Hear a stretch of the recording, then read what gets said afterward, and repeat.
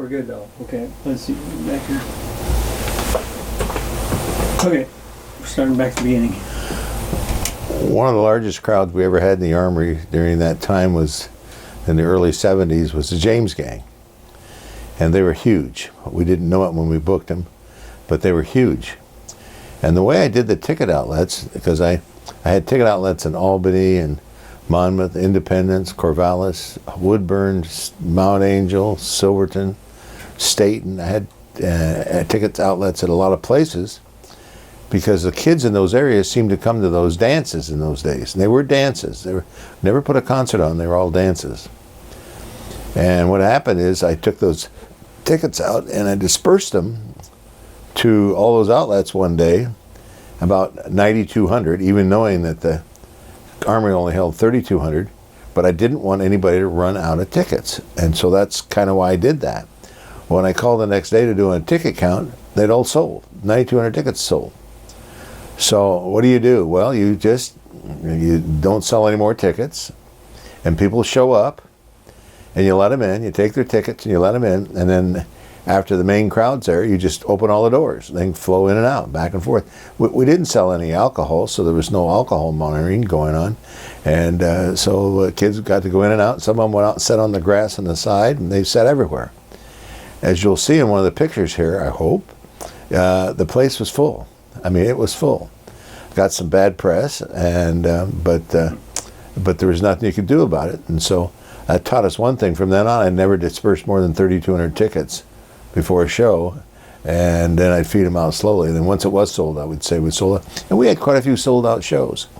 But that one was just huge. James Gang was just huge. And I guess I'll ask you or anybody else, what made that Armory so popular in the 60s and early 70s? I mean, that wasn't happening everywhere else. Those groups would not go play dances. But everybody heard about it. And I had groups call me saying, we want to play the Salem Armory. It was the place to play in the 60s and 70s. And so that's why we got a lot of the major groups in there that probably some of them should have played the Coliseum, shouldn't have played here. I remember the Dave Clark Five. They didn't want to play a dance. They got here and said, no, we want chairs in front of us. And after about 3 songs, they went, get the chairs out of there. We put some chairs down for them. They said, get them out of there. These kids are well behaved. They don't get up on the stage. They're dancing. They're having fun. So it worked. That seemed to work. But James Gang, that was crazy. Perfect. We'll pause there. Yep, that's good. So I'll make sure we're still doing good here. Say something again, Ed. Okay. Hello, how are you today? Yeah, we're perfect. Okay, so we'll move on to... Did you find out what you paid the band? What you grossed on that show? No. Okay. Check with Jan when she comes down. She'll know. Okay. I think. Then how about talking about you're teaching at Waldo Middle School and kids are talking to you about nothing to do around the area. And also, you told me about another job you had near the Armory. I don't remember all of that. Should that be part of the story here? So you kind of blend the two together. Okay, go with that, and then stop wherever you want to stop. I get asked all the time, how did the dance thing get started in the Armory? Yeah. No, go ahead. You asked me, a lot of people to this day ask me, how did that Armory thing get started? The dances at the Armory in the 60s and the 70s. I was a teacher at Waldo Junior High School, and the kids kept coming up to me saying there's nothing to do in Salem on the weekends, no dances to do. And I ran the warehouse at Kelly Farker right next to the Armory during the summer. And they were having dances there, but kids were kind of flooding over on us, and there would be some fights going on. And I remember I went over and saw the Armory manager, and I said to him, that's dangerous. I got trucks coming in and out of here, and I can't have kids overflowing from the Armory over to these streets here on Tile Road. And I said, we got to do something. He says, well, if you can do a better job, do it yourself. Sergeant Mahoney. That was Sergeant Mahoney. That was his attitude. So I met Dave Olson, who worked there also, and I said, what do we do? And he says, there's all kinds of bands. Maybe we should put one in there and give it a try. And so I said, who would you recommend? And he said, well, the Whalers. They had #1 tune, Tall Cool one, back in the 50s, 59. And they were a fairly big deal in Seattle, and they were being played here on KBZY. So I called up the Whalers and said, would you come down to Salem, Oregon, and play this dance about Christmas time? And so Dave and I sat down and decided to do a show, and so we brought the Whalers in. But something happened between the September and our show, is that there was a car show there. And they brought Paul Revere and the Raiders in. And people showed up, and when Paul started playing at the car show, people started dancing in the aisleways. And they had to stop him because there was danger in the cars because of the things around the cars, and they were afraid things were going to fall on them and hurt them. And so they stopped him. So Dave and I thought, well, maybe we should try Paul Revere and the Raiders. Well, it was too late by then. We had the Whalers coming in. And it was on its way, and so I hired the Whalers, and they came.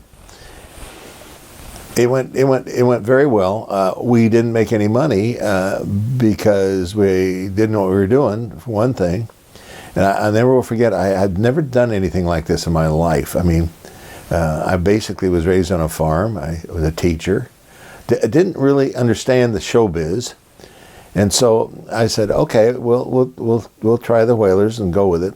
And we didn't make a lot of money. In fact, Dave did that one with me, and after that he went away to school, and so I went off on my own. And so the next one I had was about a month or 2 months later. I brought Paul Revere and the Raiders in.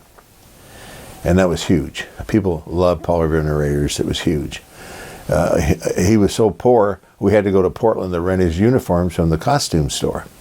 He didn't even own his own stuff that way. He was still driving the old hearse around.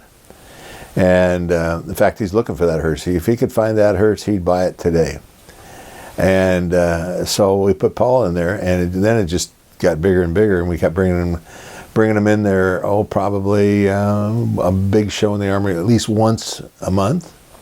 And then we split out. We started going to the VFW Hall and the Knights of Columbus Hall, and then I started putting dances in Lebanon and Albany and Lake Oswego and the Dalles, and it just kept getting bigger and bigger. And that's how this whole thing kind of got started, with a little gal by the name of Jill Williams walked up to my desk and said, there's nothing to do. And so that's what really started the whole thing. Not my expertise in the dance business or entertainment business. It was just calling up the disc jockeys and say, who are the most requested artists around here? And they said, well, Paul Revere, everybody likes Paul Revere. And then I'd call the distribution houses in Seattle and say, who's selling records? Well, Paul Revere's selling records. We know if they buy his record, they'll buy a ticket to come to the dance. And that's how that whole thing got started. A little research, and it just took off.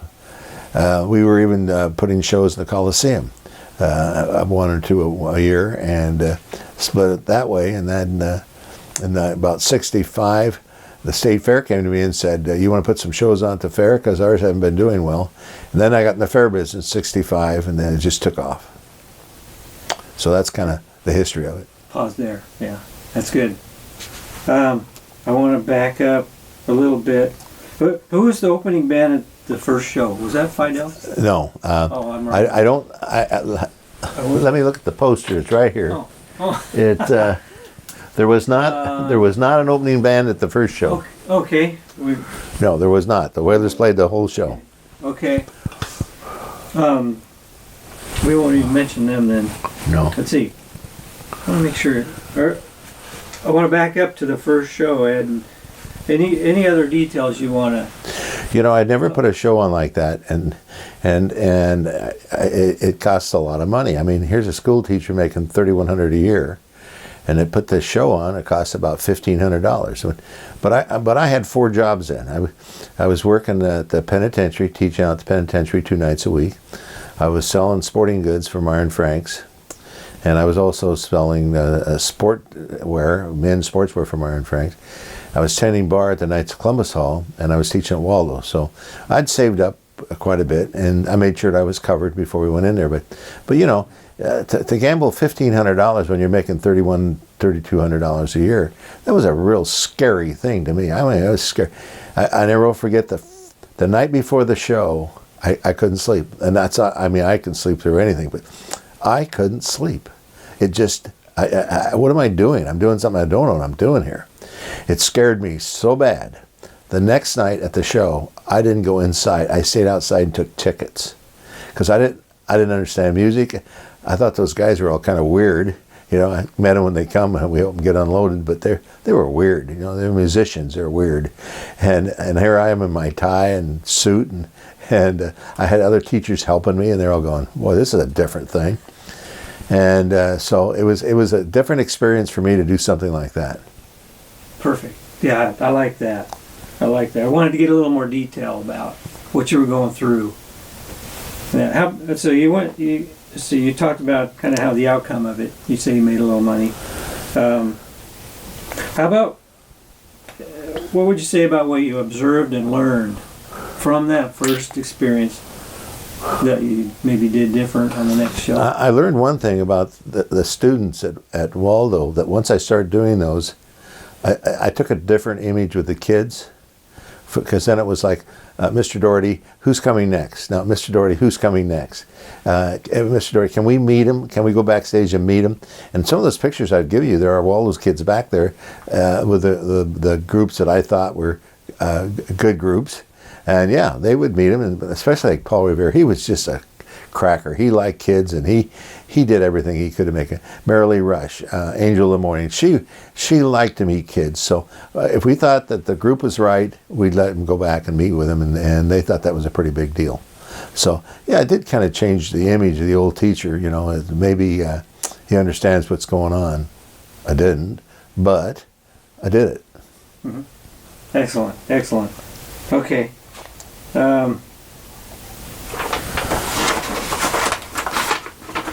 Let's see. So Paul Revere was the second. He was the second. Yes. Dance. Chevelle's opened for that. Yeah, no. I knew I needed an opening act because some of those groups would only play 1 or 2 sets, which is an hour and a half, and my shows usually ran from 8 to 12. So there was a group in town called the Chevelles. They were just starting up. They were a bunch of kids from Sarah. And I'd heard about him. Jack Van ran him. It was his group. His kids were in it. And I called them up and said, would you like to open up for a Paul Revere show? Of course, they went nuts. It was a big deal. And they did open up for Paul Revere, the second show we had at the Armory. And of course, they become instant stars. I mean, the kids loved them. They were a local group that had a lot of talent, and they did very well. And Jack Van was good with them. He got them around, and I remember they came to me and said, we're going around quite a bit. We don't have a way to move around. And I bought their first van for them. They paid me back. I bought their first so they could start hauling stuff around. And they just got bigger and bigger and bigger. And they were a local hero. There were other groups before them, but they were new and upstarting. And so that's why I went with them. There was another group called the Fidels. They were very good. Steve Westfall, great band, very good band. And they were out playing bigger gigs and doing very well.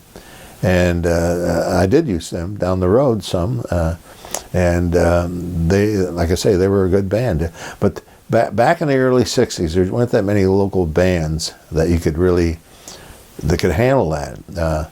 So the Chevelles are the ones that sprung off and became the big local group in the early '60s. Okay.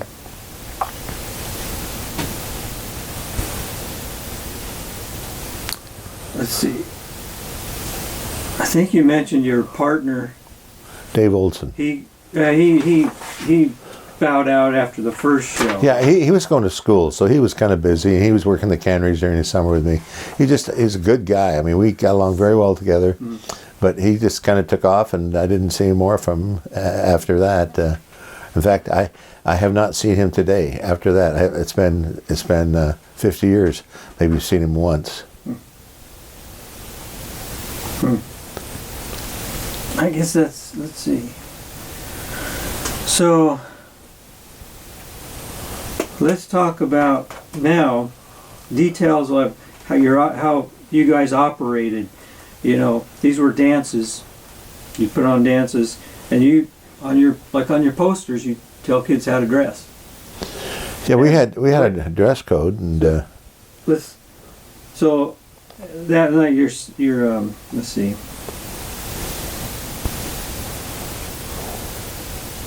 So you have to talk about that, Ed. Like, these were dances, and you had the dress code and rules and guidelines, and talk about the kids in general. Talk about, kind of go over that stuff. As you see in those pictures, crowd shots that I give you, those kids, when they came to the dances, they dressed up pretty well. They had slacks on, nice shirts, sweaters. Some of them wore sport shirts and ties. And my theory was that they're going to act the way they dress, and so we made them, as you see on the posters read, they were $1.10 or $1.25. People used to whine then and go, "That's an awful lot of money to go to a dance." I said, "Well, it costs a lot of money to put them on."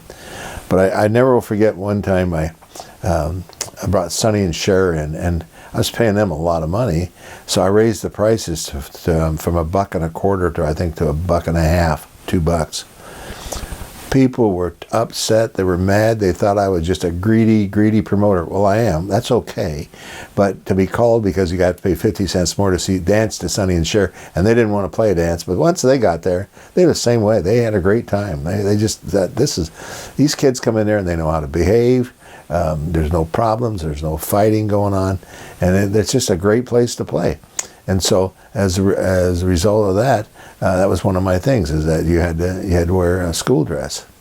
And there was another thing too. The YMCA was putting on dances, and I went to the YMCA, and Dick Simpson ran the youth thing, and I said, "Dick, I'm not going to compete against you. You tell me when you're having your dances, I won't have them. I won't do a VFW hall. I won't do an Army dance, Dick. I am not going to do that." And he said, "Well, good, then I'll help you." He says that our dances, which they had after every football, basketball game at the Y, he said, we'll pump your dances, saying, "Hey, next week EJD's got Paul Revere at the Armory, and you want to go?" But Dick says, "Oh, but there's one thing. On our manual book we hand out, we need some advertising on the back of it." And so on the back of it was EJD Presents, and so we kind of mutually helped one another. And the police, as you'll see on Sergeant Kelly, he was great, and God love, those kids liked those guys. I mean, they came, and when they said do this, they did it. I did not see a fight. I understand there were some, and my official chaperones said there were some, but I never saw them. But all I know is if there was, I saw them go into the office, and we called the parents. All those years, I never saw a guy get booked or go to jail, a kid. We call the parents. And it was kind of funny, the parents would say, "What, my kid's there? I didn't even know he was there." But once they came there and they saw how all the other kids were acting, and their kids showed up in trouble when they got there, they said, "Well, why?" And then one parent said to me, he says, "Well, I'm missing a case of whiskey in my garage." He goes right over to the kid and says, "Do you know where that is?" And he says, "Yeah, it's in the back of my car." And so it was interesting to watch the play between the parents and the police. And then the kid would go out the front door with Dad by taking him out by the ear or whatever. And we just didn't have that many, because we cooperated with the YMCA, we had the police. We cooperated with everybody and just said, "Hey." And then we donate a lot of money to United Good Way. Every year we do a dance, and they get the proceeds. And we did a lot to help the community, I think. But they were just a good deal in those days, dances, because kids knew what the ground rules were. Okay. How about talking about those handouts? You pass out these handouts. The flyers? You do the dances pretty often. Almost once a week? Well, it depended upon the year. I stayed away from the football games, the basketball games. I stayed away from the proms. I stayed away from the YMCA stuff, the YW stuff. I'd kind of shoot around them. The best time for me to do stuff was during the summer, because our kids were out doing, and then it would be around Christmas time when the kids were home. We'd always do a show after Christmas, the day after Christmas, and that worked out really well, because kids didn't have anything to do. Plus at Christmas they got new outfits and money, and so they had money to go to those things. So I geared that a lot on the groups too. Okay. Do you want to talk?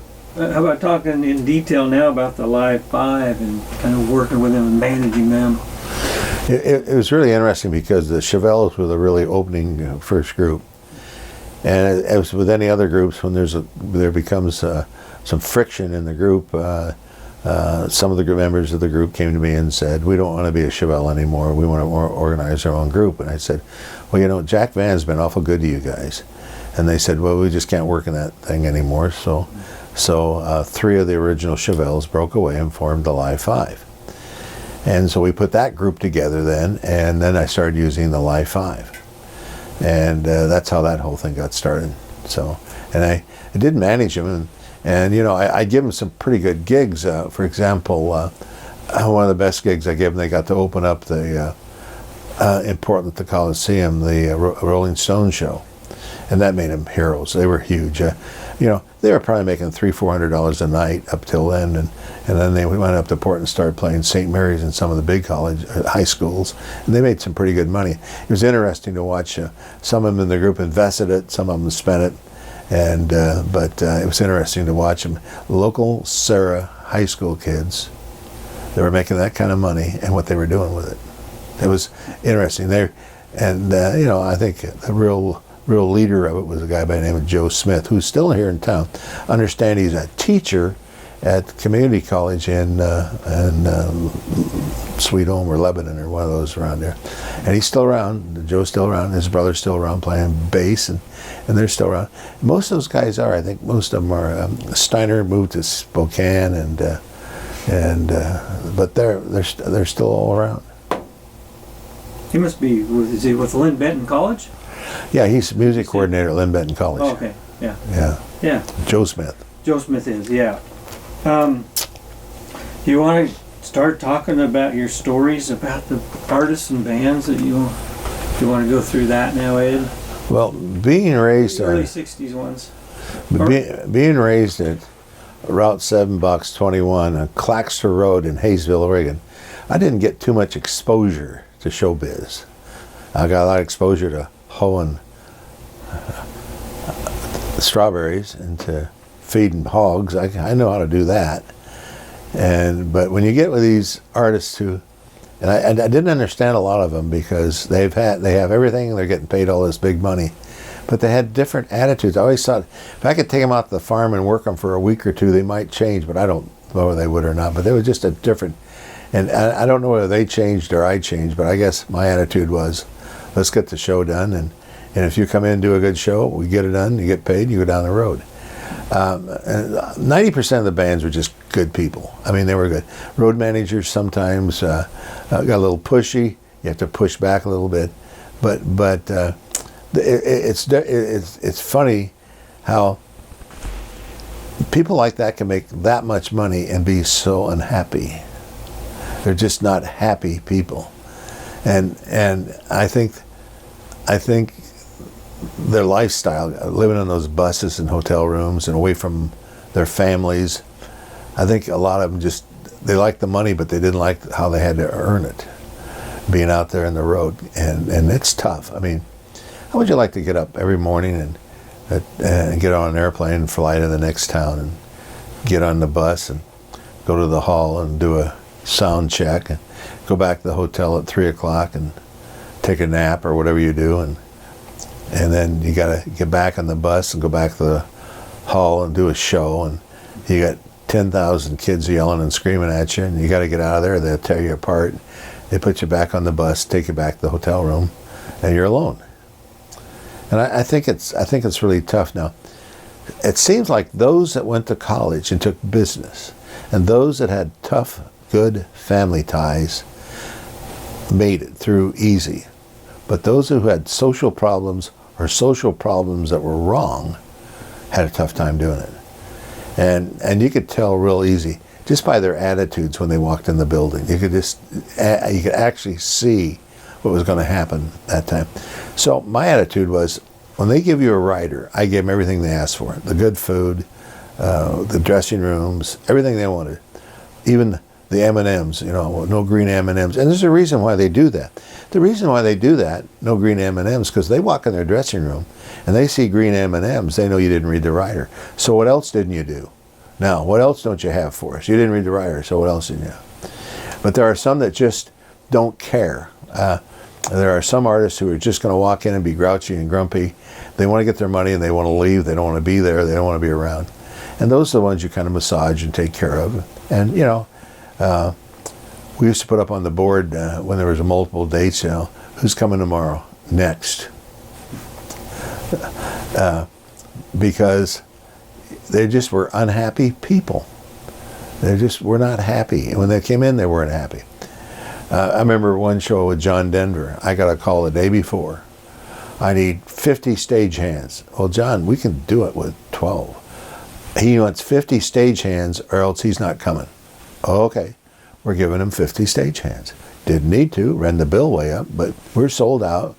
And so, and he'd been here in Salem rehearsing at the Armory. We brought him in to rehearse at the Armory. I did a show with him here too.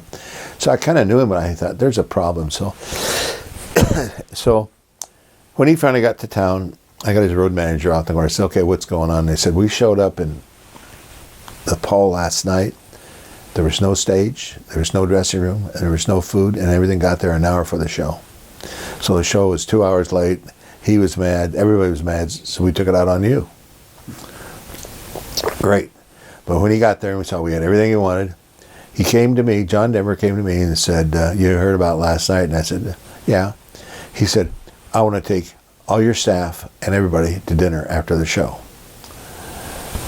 And I said, that's very nice. So I went on and asked, you know, everybody that was there working the show, about 20 people. John Denver wants to take us to dinner afterwards. And everybody said, well, sure, we'll go to dinner with John Denver. So we went down here to the Fish Grotto and in Salem. And he just stood up and said, sorry, what happened? I had a rough time. And I said, we understand. So he bought dinner for 20 people. He went out in the kitchen. He tipped every cook $100. He tipped all the waitresses $100. He ordered about every kind of bottle of wine that was on the menu. He likes to taste wines. And we had a great time. The dinner's over with, and the waitress comes up and she says, well, you think you're a pretty big deal, don't you? I'm going, oh, no. And he goes, well, no. And I said, where are you going with this? She says, well, we've had other major stars in here. And I said, well, that's good, but don't crank on John here. I says, and then he says, well, who have you had here that's bigger than me? She says, the Trailblazers eat here. And he goes to me, he says, who's the Trailblazers? And I says, yeah, they are bigger than you are, John. And he says, okay. So he walked out the door and he felt good. Now the next day, he didn't take it out on the guy, but that's what happens. When you treat an artist bad, he's taking it on the next night because he's upset. They have stage plots that they want set up right. They have so many stagehands they want. They want their dressing rooms right. It's kind of like me inviting you over to my house, and you come in the house and say, we're going to have dinner, eat a carrot. You know, we're not going to do anything we said we're going to do. I says, you invite them into your house, you got to do what they want you to do. And if you don't want to do it, then don't sign the contract. Nobody put a gun to your head to sign a contract. I had to give a speech one time at the National Buyers for the buyers in Nashville. And that was a major complaint was, why do we have to give these people everything? I says, well, it's pretty simple. Put their tickets on sale. If it sells out, give them everything. If it doesn't sell out, cancel them. And that was kind of laughing. You really can't do that. But then you picked the wrong act. And you should have done your homework, your research. Because most of the time, you can pick an act in that area that'll sell out. You should make money. And that's what it's all about. They want to make money. They want to have a crowd. That's what they want to do. And that's what you do. And so you give them whatever they want. And I did. It was a lot easier than fighting with them if you were sold out. Had another act one time that in his contract I put in there if he used any profanity on stage, he didn't get paid. I'm sorry. Picked up on the mic. Yeah, okay. So let's start. Is that the Doors? No. Do you know? Can you mention the name of the artist? Start story over. Unless you don't know or don't want to say. Just. It went away. Oh. No, the Doors were didn't want to play here. I booked them on the end of the tour. They wanted to go to New York and hang out for a while, but their greedy agent said, "No, you're going to play one more show. You're going to go to Portland, and you're going to go to Salem the next night and play the Salem Armory." And they didn't want to. They did not want to come to Salem, Oregon. They did not. And I knew Morrison can be a little difficult. And So I sent a guy up there from Salem here that I knew quite well, knew his dad very well, and got him a car and said, you got to go up and get him, bring him down here. And can you do that? And he said, sure. Mike Manning was his name, Mike Manning. And his dad was manager of KGAY radio. And he said, I can do that. So he goes up, and they take him out here to Chuck's Steakhouse, and they had dinner. And he said they were fine. He brought him to the Armory, and the road manager showed up. He said, he does not want to meet you. He doesn't even want to be around you. He's upset with you because you made him do this show. I said, I didn't make him do anything. His manager booked, or his booking agent booked him in here. But that's fine. So they went out, did their show, went out, never met him, handed the manager their check, and he went down the road. So, you know, you got to weigh each occasion too. But you know what he didn't know? Maybe I didn't want to meet him either. I don't know. I guess not, because I didn't. I would have liked to, but I didn't. But then I had him about 2 months later. I ran the football field at the University of Oregon. And he'd just come off that thing in Miami, you know, where he dropped his pants and mooned the crowd. Well, the sheriff came to me that morning of the show and said, now, if he does that here, you're going to jail too. And I said, oh. So, but if I drop my pants, you're going to take him to jail too? And he said, don't be a smart whatever. And I said, so when he got there, I walked up to him and I said, I'm your buddy from Salem. He just laughed. He goes, he was really a pretty good guy, you know. He just laughed. He says, no. I says, let me tell you one thing. If you drop your pants here in Eugene, Oregon, the sheriff is going to put you in jail. And he goes, where is he? I want to give him a good shot. I'll point it right at him. I said, no, you won't. No, I know Art, the sheriff. I know him very well. And Art would have put him in jail. I mean, he would have thrown him in jail in a second. So we kind of laughed about it. But he was having a bad. He just didn't want to play Salem, Oregon. That was the why. But he did a good show. And everybody liked it. We did very well on it. So it was good. And that's another example. You know, I ask you a question. Everybody that came to those. What made those so successful in the 60s? Is it the top name entertainment we had there? Because nobody else was, they wouldn't play dances anywhere else. They play it in Salem. I still walk around going, why was that so successful in the 60s?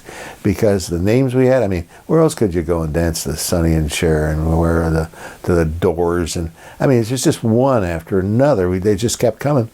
I found out later on that in LA, all the groups that played out in the road came back saying, Salem's a place to play. You get everything you want. It's great. Kids are great, and there's no problems, and everything's wonderful. And I would have acts call me at fairs when I was doing 4 or 5 days at a fair, call me saying, okay, we'll be there in 3 days. What are we having for dinner? What are we having for lunch? Your food's always good. I said, there's a reason for that. Because I like good food. I don't care about you guys. I want it for me. And they'd laugh. They go, ha, ha, ha, ha, you know. But it was. We always had good. I remember we had one group, the Judds. They came to my gigs because I knew they liked prime rib. Now, prime rib, when you go to like we did Grace Harbor, and I said, cater, I says, I need prime rib. She went, oh good, our 4-H class does prime rib. Kids. So they hired those kids, they came in and to cook those prime ribs for the Judds. It wasn't 2 days later, Johnny Cash came into Grace Harbor, and he goes, we want some of that prime rib you guys are serving. They talk. Those artists talk about promoters. They want to know what they're going into. And I know some groups, when they play for somebody, they don't even go to the fairgrounds. They stay in the hotel rooms, they go out to the fairgrounds, do the gig, and they come back because they know they're not going to get what they want. I always try to treat them good. And especially about playing fairs and caterers, if you give them notice in front, they can buy the things at a better deal and get things. And they like prime rib, though. For some reason, they like prime rib. So we cooked a lot of prime ribs for them. Mm-hmm. But, you know, they say, why do you feed them so good? Remember this. They're on the road. So all they see is Denny's and grease ball specials. And they come there and they sit down and they have a fresh salad. They have a good meat. They have corn on the cob. And I always try and get all this local stuff that's being served. And there's some great corn on the cob in the Northwest. Man, and these 4-H kids just love to do it. And most of the acts love to mingle with them and hang out with them because they're so innocent. They don't intimidate you. I had Hoyt Axton out one day, and I told the group, I knew they were squirrely, there was people, the caterers. He was eating his salad, and this gal went over and grabbed his fork and ran with it because she wanted something from him. And that happens to him all the time. And I used to ask him, what bugs you the most? A lot of these artists, I said, we lose our privacy. We can't go into restaurants. We can't go into a lot of places because people bug us. We just, we get bugged, and they're afraid that people will accuse them of stuff. And they're afraid, so they get very lonely, and they go on the road. It can be tough. Now, some of these rock stars, I don't know why anybody would want to get to know them, but there are a lot of artists that are people who do want to get out there and know them, and so they just kind of get real gun shy. Okay. Oh, let me check our time, Ed. Oh, we're only in a half hour. Okay. Check this too.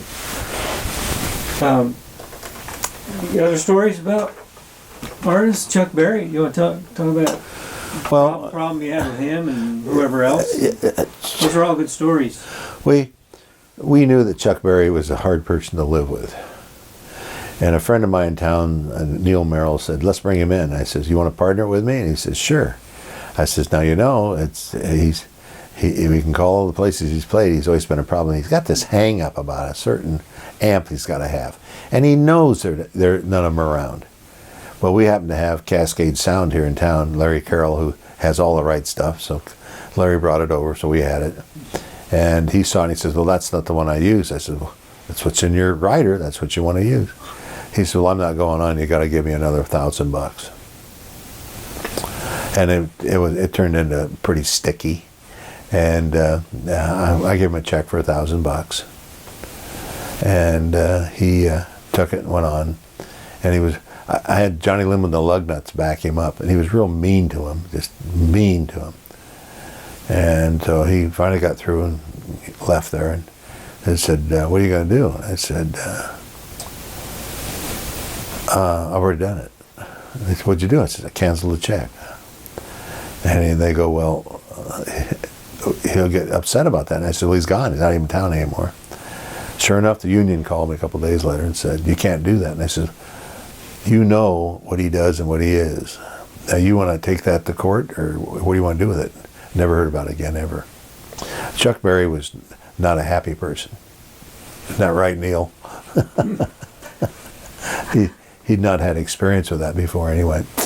It is a different business. Different than slopping hogs and hoeing strawberries. Yeah.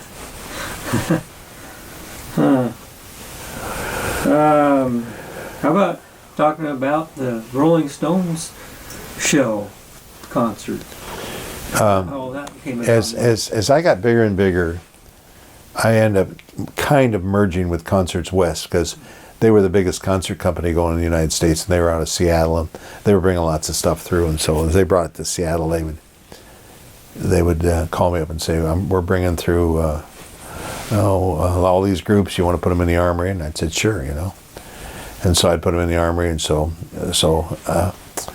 I got to partner a lot of stuff with them, and that's kind of how I got involved with them. Because Danny Kaye was the owner of it, so he was fairly big and doing a lot of stuff, and I worked with the Concerts West pretty closely, and a lot of my posters have EJD and Concerts West present, especially for the Coliseum, and so I worked very, very closely with them, and that's how another reason I had a lot of those big names is because I had the buying power from a large agency, and I did work with them, so that's kind of how that got started. Mm-hmm.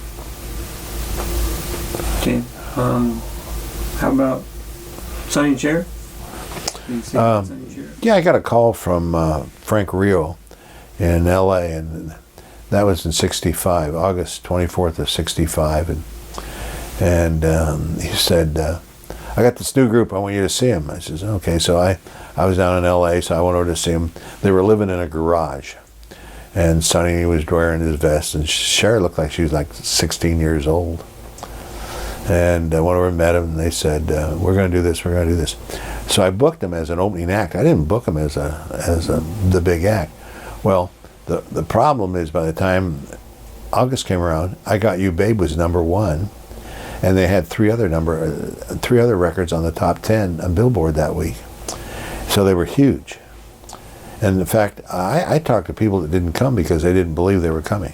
They said, Sonny and Cher's not going to play here. I said, well, I think they are, and they were playing Seattle, so they just dropped in here and ran them over to the Armory. And on the way from the airport, they flew in when we had United out here. I got pulled over by a cop,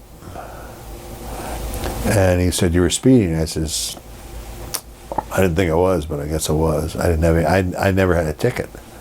And he said, "Well, you were speeding." I said, "Well, I got Sonny and Cher in here. I'm taking them over to the Armory to do a sound check."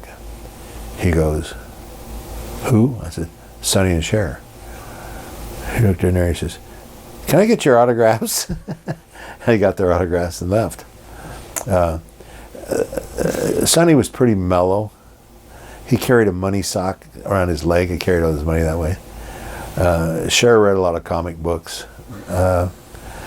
She was very young, very immature. I asked Sonny, I said, "Where did you meet her?" And he said, "Well, she was a Ronette,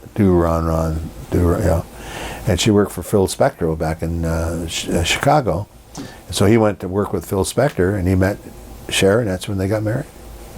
And so they got Sonny and Cher put together, and then it hit and went big, and so that's how that whole thing happened. But they were great to be with. They did all their meet and greets.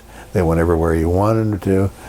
They were pretty young, pretty innocent, hadn't been beat up yet. And that's another thing. Some of these acts get beat up. They change attitudes real quick.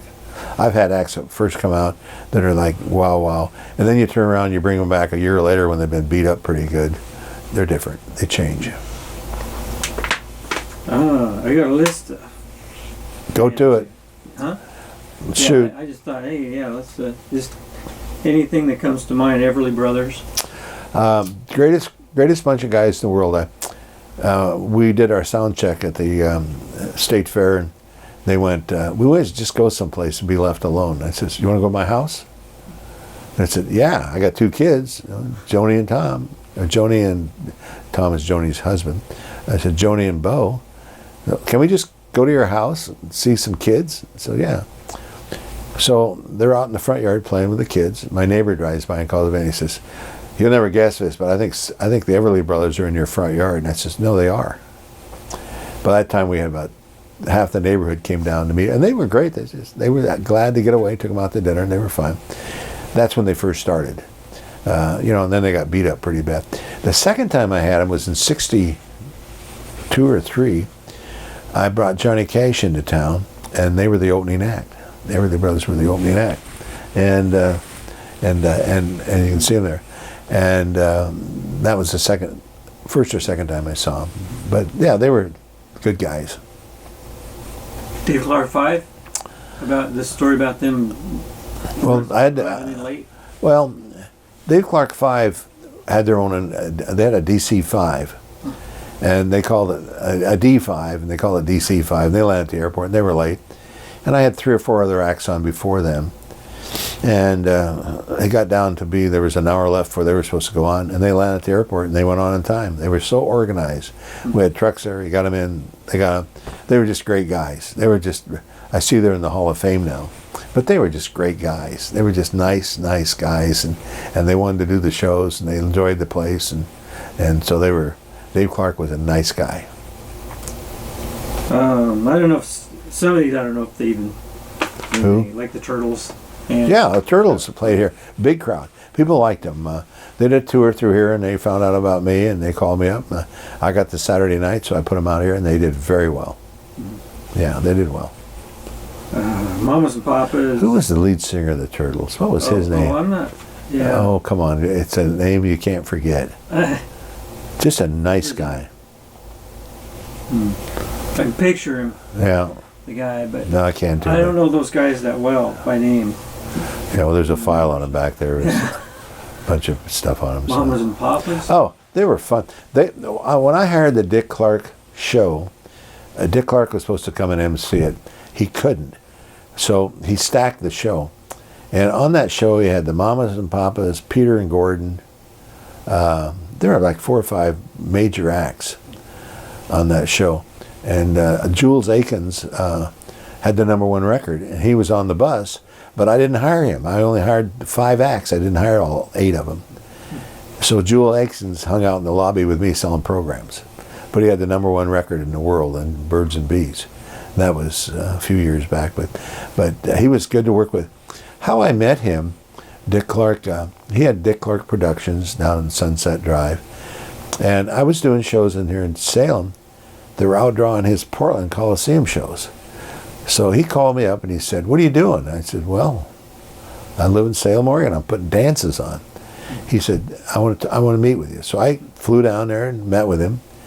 And he said, "What am I doing wrong?" I said, "Well, you're doing 2 things wrong. The first thing you're doing wrong, you're playing Wednesdays and Thursday nights in Portland.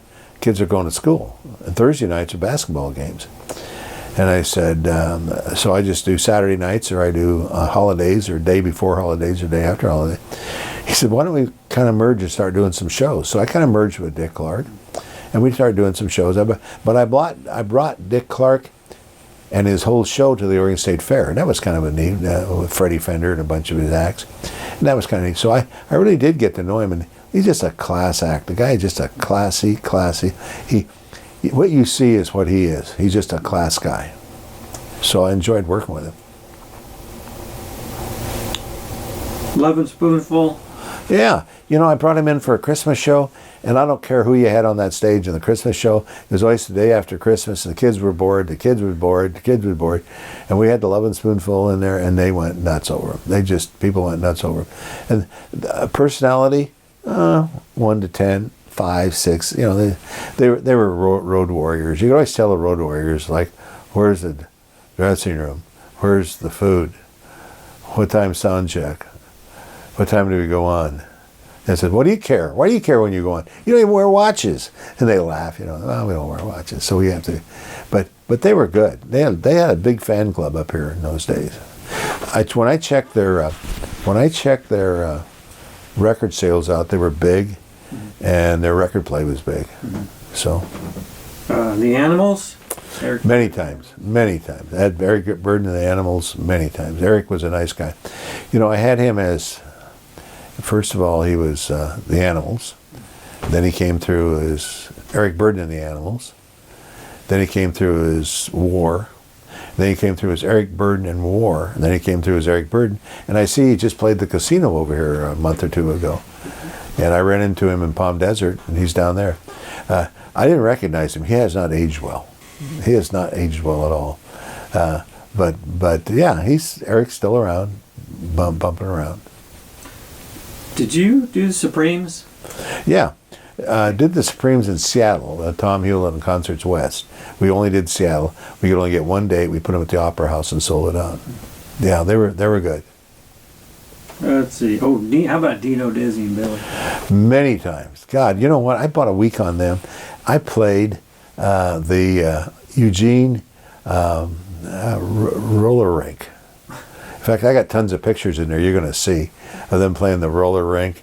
I played Portland. They played Salem. They're big. They were big. They were very big. They had a road manager. He was a supplier. He was a sergeant in the Marine Corps. And it was interesting because before Desi would let her boy play for anybody, you had to talk to her. So she called me one day and says, "Who are you?" "I know who he was playing for." Because that was her son, Desi. And then Dino was in it.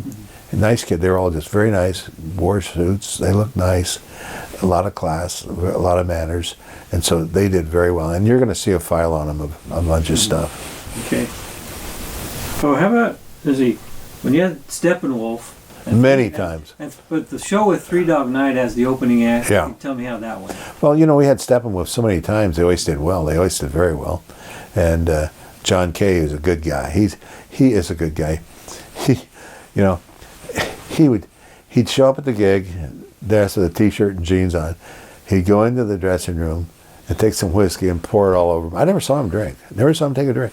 Pour it all over him. So when he went out, he just smelled like and he'd go out and do these shows. He's drunk. He's crazy. He wasn't. It was all show. And so I booked him, and they said, "Well, there's this new group called Three Dog Night. They want to open the show, and they want $2,500. I said, well, I don't know who they are. They're not going to sell $2,500 worth of tickets. They said, well, take them anyway. So I trusted the guy who was selling them. I said, it's okay. So I took them. So Three Dog Night walks on the stage out here at the Salem Armory. Blew everybody away. They were fantastic. They were great.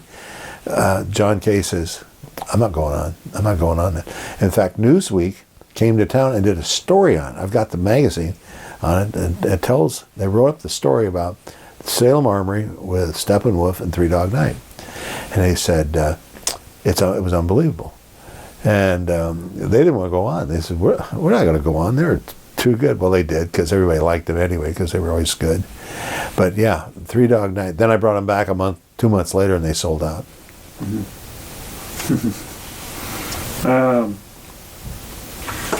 Vanilla Fudge. Yeah, I had Vanilla Fudge. Had them open up the Beach Boys in Portland, and that was funny because when the Vanilla Fudge went on, one group went in. The minute they left, the Beach Boys went on. Vanilla Fudge people left, and the Beach Boy people came in. It's a little different. Yeah, it was. Two different crowds. Yeah, two different. Totally events. different crowds. Yeah, yeah. I like I don't know, Deep Purple. Yeah, many times. Stand out. Kentucky Woman, man. Oh, yeah. Big song. Yeah, put them in. They just emptied out the Masonic Lodge in Portland. It was empty, so I rented it and put a dance in there, and it went very well. Very well. They're good. I thoroughly enjoyed them. Let's see. How about? Oh, you did Chuck Berry. Johnny Cash, or should we save him till later? Why don't we save him till later? Because I got a lot of stuff on him that I want to show you. Yeah, and Bob Hope's later. He was 1980. Yeah. Jan and Dean's later. Yeah, he was 1980. Yeah. July 15th.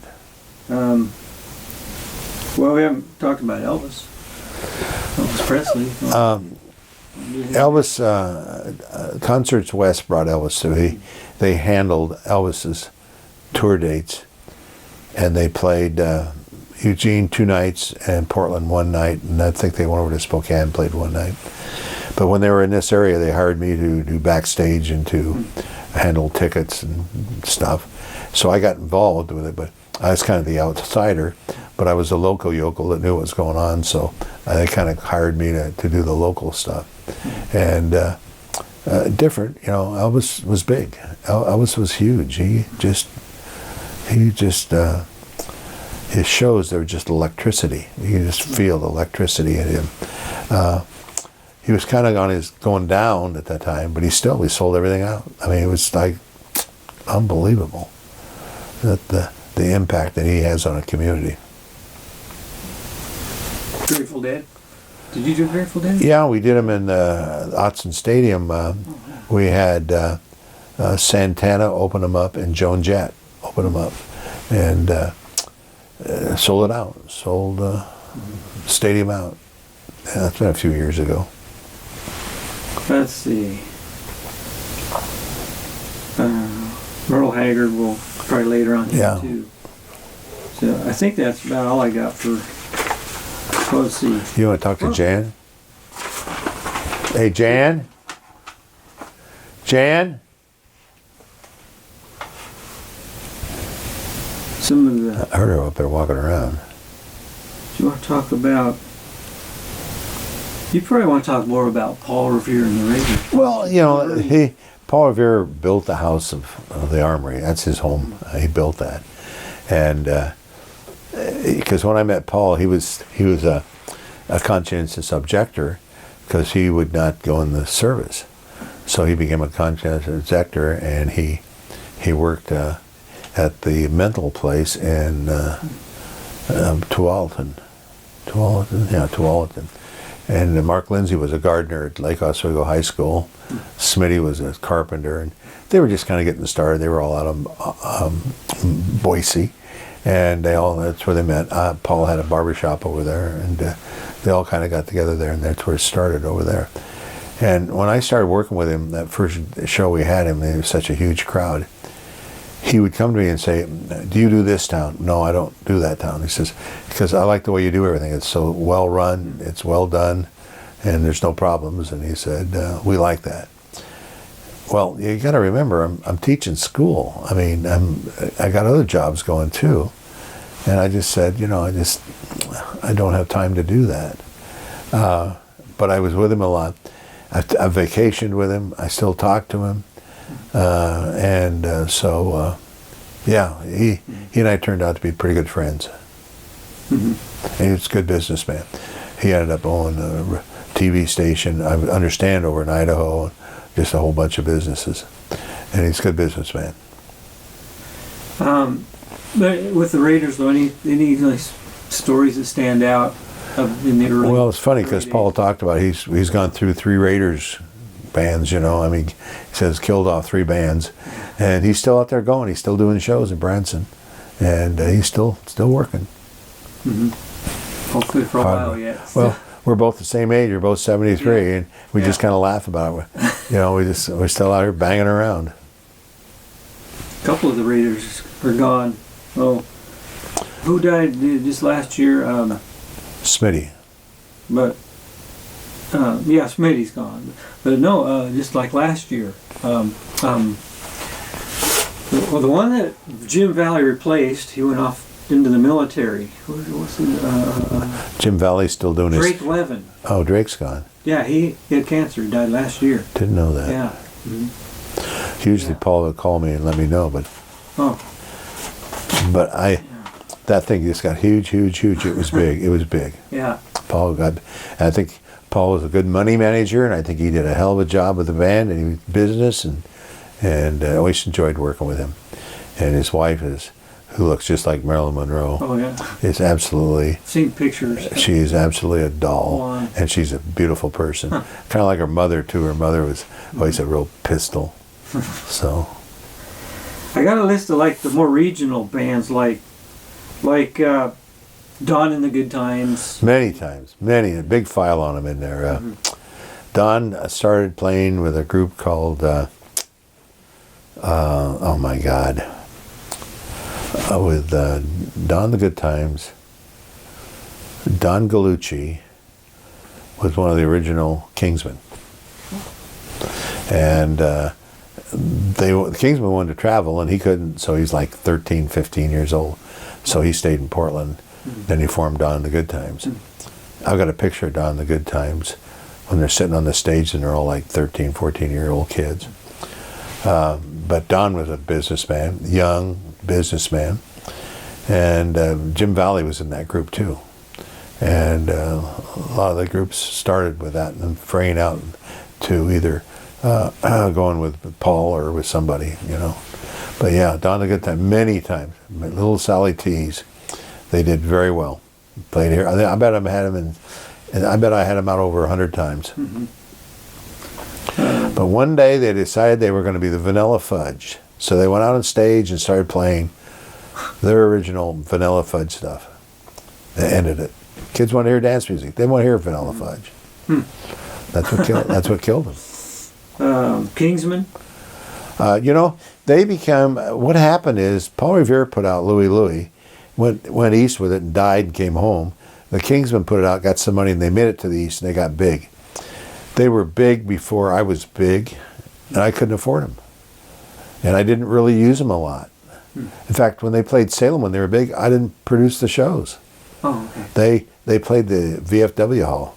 Some promoter brought him and lost his buns, I guess, because you can only put 300 people in there. How about the New Yorkers? Oh yeah, the New Yorkers, you bet. Got a big file on them and all their pictures and everything. They had 2 promoters out of Seattle grab them and run with them. And last I heard, they took all the money and were gone. And the New Yorkers are still around. The guys, Hudson brothers, Mom Hudson is still in Portland.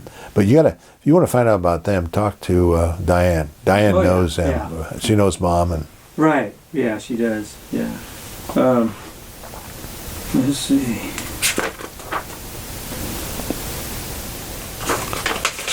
Anything you can think of, Ed? Do you want to?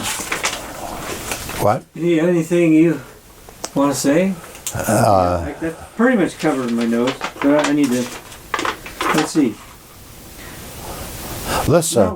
let's just go upstairs and get a glass of water or something and sit for a minute. Well, there's one thing that we didn't cover yet that I did. An important thing, like in the later 60s. Is it my contract? Huh? The later 60s, how the music changed and the crowd. When the music started changing. Yes, mentioned there. Yeah, in the when the music 60s. started changing and kids couldn't come and dance to it, they started staying away from the bands. And that's what happened to the Live 5. They started playing. And John Terry, I put him on the road. He came home and said, they don't play their same stuff. Kids didn't like them. And that's what killed them. They were going to play Vanilla Fudge stuff. Mm-hmm. Kids wanted to hear Little Sally T's. Yeah.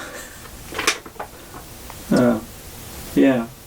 Do you want to take a break? Or Yeah, I'm going to go get a glass of water. probably don't have a lot more to do. I want to make sure we cover what we need to. Yeah. Oh, wait. Oh, jeez, what am I doing? Microphone on you. What am I doing? Yeah. Well, let's take it off. Put it back on when we get back down.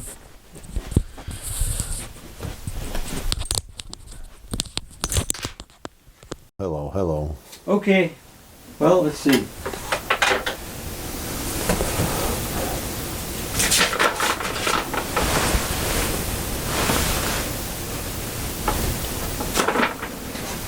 About the morning rain for a while.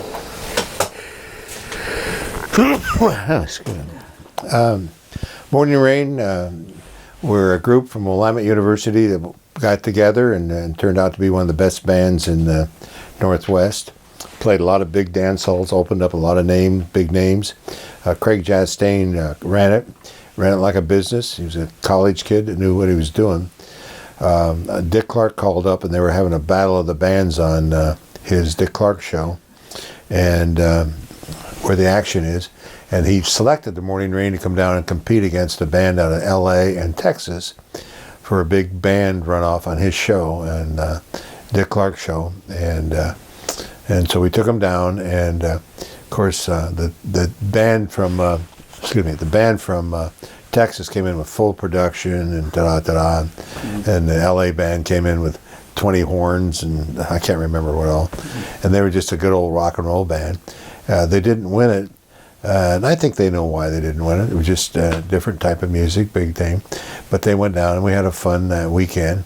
The thing that happened that weekend, though, is Mark Lindsay had just got his new Rolls Royce and had scraped it and it was painted gold, and the bumpers were gold leafed, and it had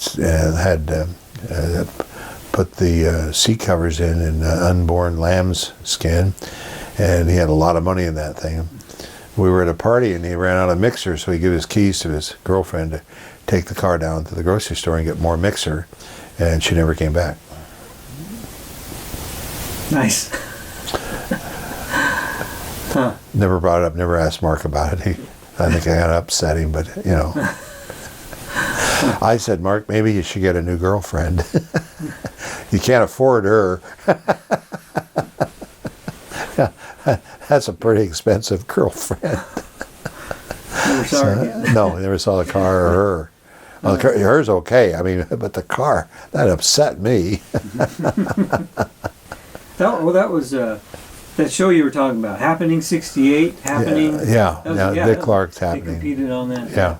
Because that tape exists somewhere, the tape of the show.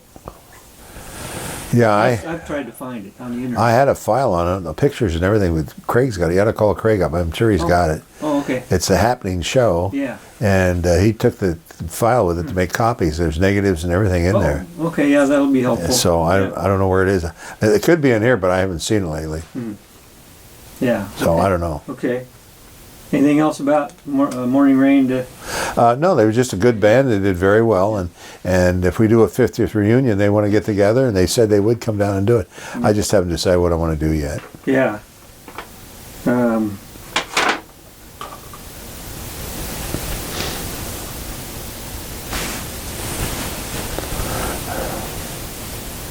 How about, okay, the 70s.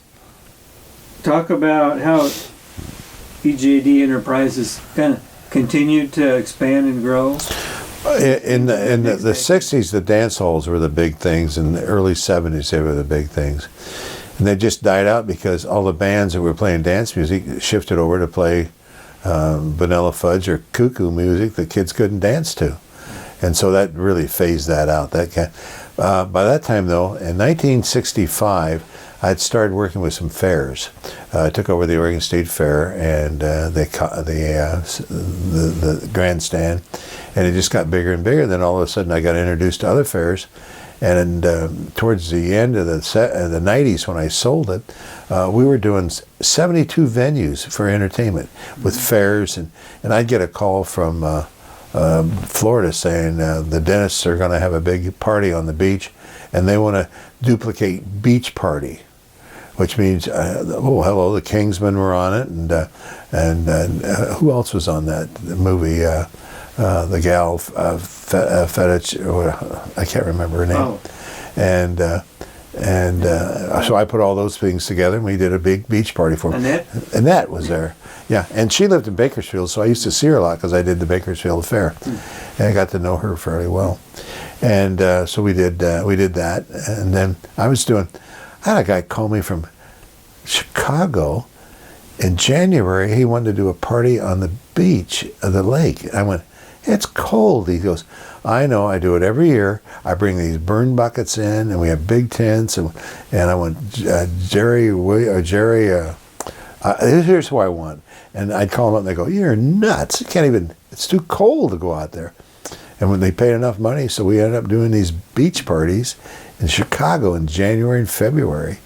And so I did a lot of stuff, a lot of private parties, but I was doing a lot of fairs too, a ton of fairs. I was doing Bakersfield, just a lot of everywhere around. I was doing Eugene and Roseburg and just a ton of fairs. We added up one year the number of shows that we did that year, and that includes if you sell a band to a Midway and they do 4 shows a day, that would be 4 shows a day. We did over 850 shows that year, doing fairs, festivals, and private parties. Used to be a lot of private parties. I think most of that's corporate world's over with now. How about mentioning at one point you quit teaching, you got out of teaching. So kind of talk about. It was interesting. I started working in this stuff about 62 and 3. I've been teaching since 60. And by 1967, it just got bigger and bigger. I'd leave Waldo High School, Waldo Junior High School at 3:30, and drive to Portland, do a Coliseum show, come back that night, go teach the next day. Plus, I was teaching out the penitentiary a couple nights a week, and I was doing all the other stuff. I've always had 3 or 4 jobs. It was no big deal. And I came home one time, and Jan said, do you realize what our schedules are like? And I went, because she was working too. She was working for the state. And I said, yeah, well, we got to do something. The phone rings, and it's Ed Steidle from Meyer and Frank Company going, why don't you come and work for Meyer and Frank? I said, what do you want me to do? He says, we need someone to handle special events and advertising. Can you do that? So I went down to see Ed Steidle, who was president of Meyer and Frank Company. And he says, here's your office. And what were you making teaching school? And I told him. He said, I'll double that. And here's your office, and I'll double that. You got free phones, and you got all this stuff. There's one thing I want from you. And I said, well, what is it? He says, I want you to continue selling your dance tickets at Meyer and Frank's. In fact, I want you to pull them all in and sell them here. I went, why? He says, when you have a show, our kids' departments do their grosses they normally do during Christmas time. He says, we can't believe it. If there's a show, they come in and buy clothes. And that's why I got hired. So I had an office up on that mezzanine with the manager, the assistant manager, and me with head of advertising, and I ran all my business out of that. And that worked pretty good. And then Jan also had the ticket operation there. And then when we stopped doing the shows, that kind of ruined that. So then Oregon State Fair said, well, you're going to come out here and be with us. So I went out there and I rented an office from them, a space from them at a reasonable rate. And I put all my business out there and ran it out there. Well, it just got too big, and they needed the room, so I ended up buying a office on Commercial Street, this big house, and we turned that into an office. So when I sold EJD in '90, that house and everything went with it. When they bought the company, they came in and got the filing cabinets, they got everything.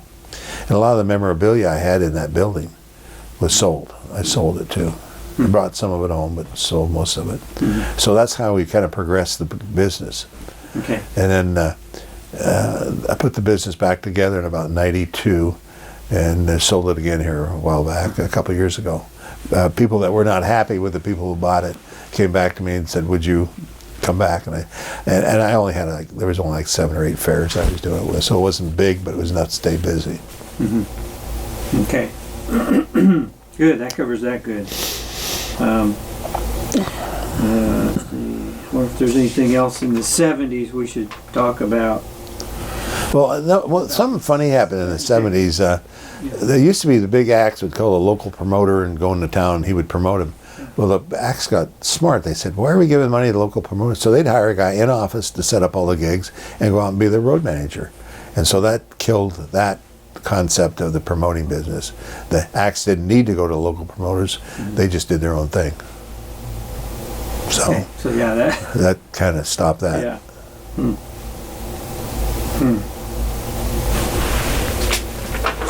All right, that's all I got, Ed. Well, go back, think about this stuff, get your questions, call me a day or two in front so I can get ready for you. Yeah. I think one of the things you need to think about is you need to really take a look at the Live 5 and Chevelle files. Yeah. You need to go through Paul Revere, really. I've got a lot of files back here of groups that were in the 60s that were kind of cool that you could do a section on. The cool groups in the Seattle, Salem area. Yeah. You could do that. Bards, the Bumps, all those guys. And we got pictures of them.